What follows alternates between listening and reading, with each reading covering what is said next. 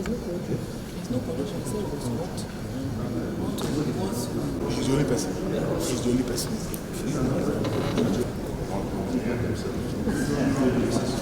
There's no certain asking Call me, father. Which make pronouncements on who should be candidates in Anambra State Governorship election, which was set aside by the Court of Appeal, was equally vilified by the Supreme Court, having sustained the decision of the Court of Appeal to the effect that it amounted to forum shopping for any of the parties to proceed outside the territories of Anambra State or even Imo State, where the party's situation took place, all the way to Jigawa State, and then to get a judge in Jigawa to make pronouncements on who should be the governorship candidate in Anambra State is totally crass, to borrow the language of the court. So what's the implication? Well, the implication is that Chukwuma Soludo, who was not duly nominated as the candidate of the APGA, remains the candidate of APGA for the election of November 6th in Anambra State. Thank you very much. Thank you. And when the final court speaks, you will have to comply. The final court of the conclusion that the matter was not proper before there is an abuse of process, we've all learned from it, and yeah, that is it. So can we have your phone name? Whoever has a question. No, but Abdul Hakim Mustafa is saying. Thank you. Okay. And how would you react to the judgment delivered by the five-man? Thank you very much. My name is Chike Onyame, I'm SN, and I'm representing Chief Edozie Njoku, the national chairman of APGA. Okay. Today is a great day for Nigeria. The Supreme Court has finally laid to rest the fact that no court of law in Nigeria has the power to handle a case or entertain a case relating to struggle or intra-party squabble over national chairmanship or leadership of a political party. The Supreme Court was very clear in allowing allowing the appeal. First of all, it nullified the judgment of Jigawa State High Court, where some people left Anambra and Imo states and went to Birnin Kudu in Jigawa State and obtained judgment to the effect that they are the national chairman of APGA over an election that took place in Owerri.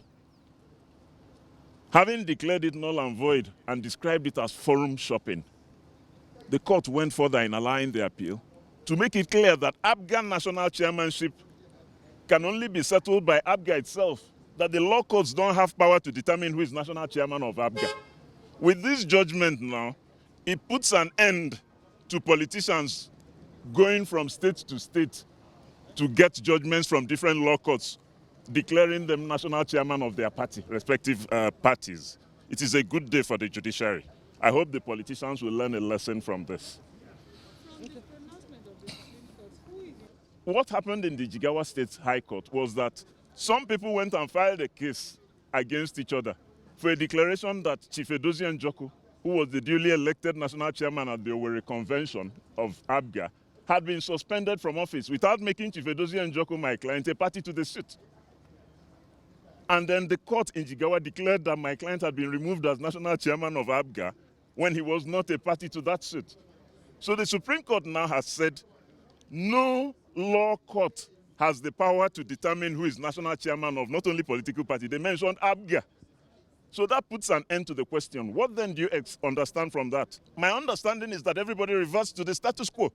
Since both parties agreed that Njoku was the national chairman, duly elected, and the judgment which now suspends him from position as national chairman behind him has been set aside and nullified, with the Supreme Court warning politicians that they should never approach any law court to determine who is the chairman of a party.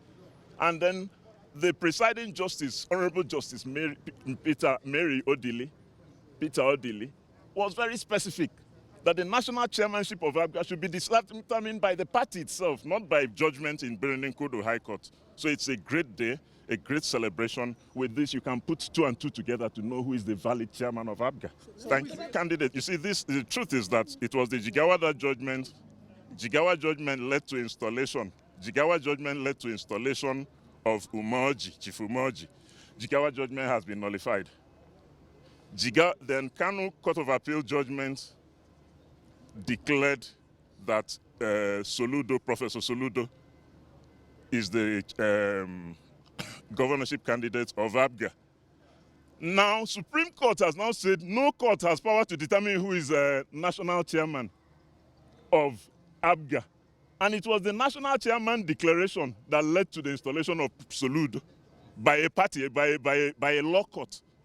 So it was the law courts that put in Umeoji and put in Soludo based on their declarations that Jude Okeke and what's his other name? Dr. Victor Oye were the national chairman.